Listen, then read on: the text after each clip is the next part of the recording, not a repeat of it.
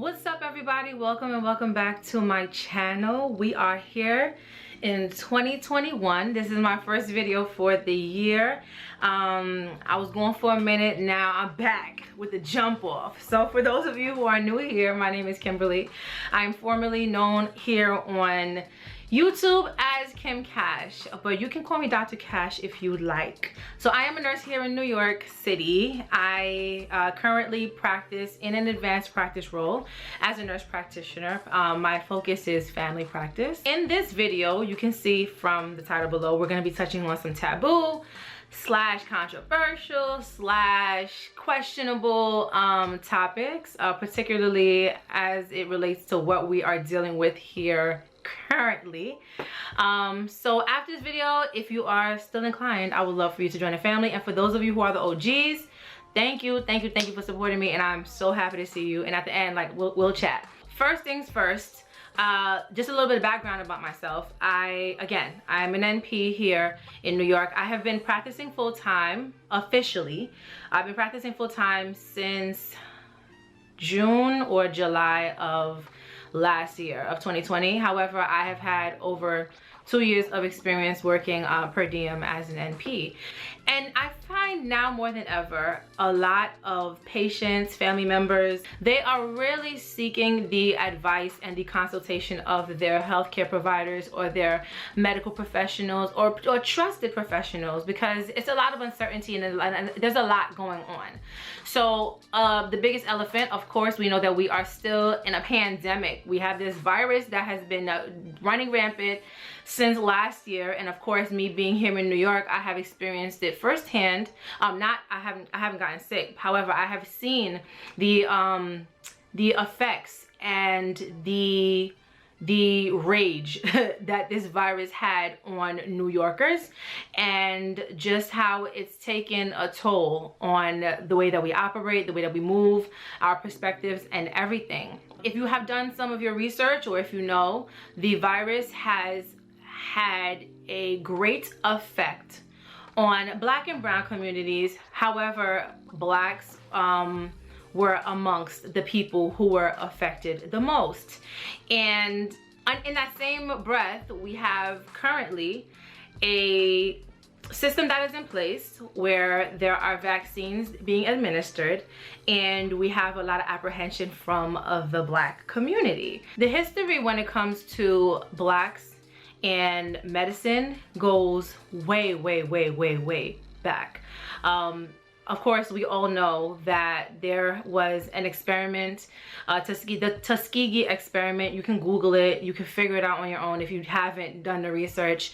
That has been a staple, or has been stamped in the back of our minds as it pertains to like medical mistreatment. Just on a day-to-day, currently, Blacks and browns are not necessarily privileged the way others are, and we don't necessarily always get the same medical treatment, or we don't have the same access to resources or the best medications or the best doctors compared to those who are either, I'm not going to say privileged, but they are in, they have a little bit more of an advantage than a majority of us do.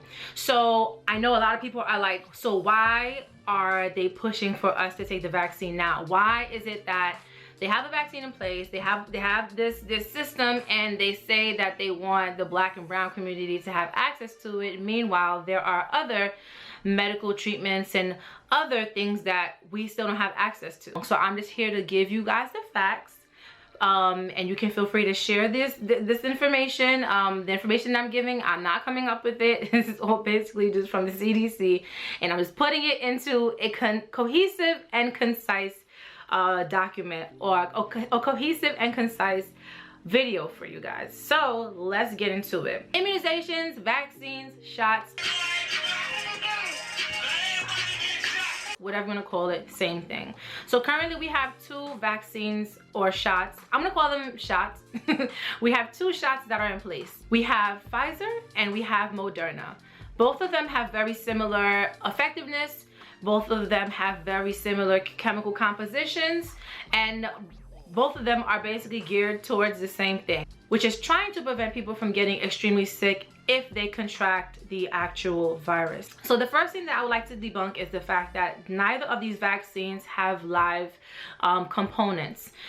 We have vaccines that are live, for example, the varicella, which is like the chickenpox. So both of these vaccines are basically composed of mRNA, message RNA, which is very similar to like a DNA type of situation. And when they are injected inside of you, your body will cause a protein spike, which then causes the body to react to that particular protein. So at any future exposure to this protein, the body will know how to fight it. The body will always react differently when it is exposed to some type of foreign body. So what vaccines do, or how vaccines work, is that you have something that's foreign comes into the body says, hey, something is wrong, we are going to form, we're going to get our soldiers and we're going to try to kill this particular foreign thing. And now that we've killed this thing, next time we come to war or next time we're in battle, we know exactly what to do to kill this particular foreign body. That's how vaccines work. Long story short, that's the best, easiest way that I can put it. So no, there are no live components within the vaccine itself. Whenever conducting an experiment, you need a control and an experimental group.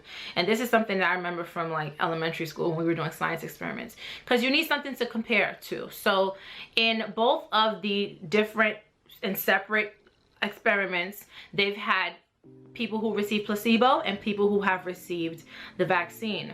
They found that those who received the placebo obviously were, once exposed, they caught the actual virus. And those who received the vaccine, there was a very small chance, or there was a very small percentage of that group of people who received the vaccine who actually still got sick. How the vaccine is administered, it depends on which brand you go with. So Moderna is a series of 2 shots where you take one vaccine today, or 1 shot today, and in 4 weeks you get the second. And Pfizer has a 3-week time span compared to the 4 weeks. They are given into the muscular aspects of your body, IM, so it can be here in the deltoids, or they can be given in your gluteus maximus, aka your butt cheeks. That's where you got a lot of fat. So if you've received any vaccines before, you know that some of the effects that you can always anticipate are discomfort, maybe a little swelling, tenderness. If they hit a blood vessel, you might have a bruise or you might be bleeding a little bit. But of course, whenever something foreign enters the body, everybody's body is different. So for me, it could be that I get this vaccine and I experience fatigue and body aches. For you, you can experience fever-like symptoms, maybe a little bit of diarrhea. For somebody else, they can take it and be completely fine. But there is a very low threshold that people will actually have an allergic reaction to the vaccine. Now, for those people who actually have severe allergies, I would advise that you speak with an allergist or you speak with your PCP to figure out if you can take the vaccine. However, in my facility, and I think this is standard practice, we have epinephrine pens or EpiPens for people who may have a severe reaction. Now, there's a difference between a vasovagal response, which is where people pass out or they get a little lightheaded, versus a standard reaction to a vaccine, which are some of the things that I've explained before, versus a severe allergic reaction whereby your throat is closed and your heart is racing, your blood pressure is through the roof, your respiration rate is through the roof, you're in distress. So all of these are different. As I said before, there are tons and tons of resources, particularly the CDC, which is the Center for Disease Control. They have a wealth of information written in layman's terms, regular English that anybody can understand. And I will be sure to link down below a commonly like a FAQ link where you can read a little bit more about the virus, the vaccines, questions, apprehensions that you are not the only one who has, that they've answered honestly. Now, for the people who are actually contemplating the vaccine and they don't know where to get it, right now in New York, we are going in phases. Currently, as we speak, we are in a phase where we are offering it to healthcare workers, essential workers, people who are over the age of 74 5, I believe. Whenever this video goes up, we might be in another phase, either here in New York or just in general. But I will link down below a link where you can actually find locations that are offering the vaccines, and I'm pretty sure they would probably have the criteria. And for those who are actually just disinterested in total as it pertains to the vaccine, I would say please don't encourage someone not to take it based off your perspective. We're just here to give information and let people make their decisions freely and voluntarily. At the end of the day, whether you or not you have you've received the vaccines, whether or not you've been infected by COVID, whether or not you think it's real, we just need everybody to do their part. And by doing your part, it can either be getting vaccinated or just continuing to practice infection control. Wash your hands, you know, stay socially distanced, wear your mask. If you're not feeling well, quarantine. And just in terms of like building your immunity, a lot of vitamin C, a lot of vitamin D, zinc, exercise, rest, drink a lot of water, and just do your part. So if you guys have any questions or comments, leave them down below, and feel free to kind of answer each other's questions too, because sometimes it gets a little hectic and I can't get to everybody. Just check out the description box again for the links that I addressed earlier in this video, and I, God willing, will see you guys soon. Take care, stay safe, I love you all, bye.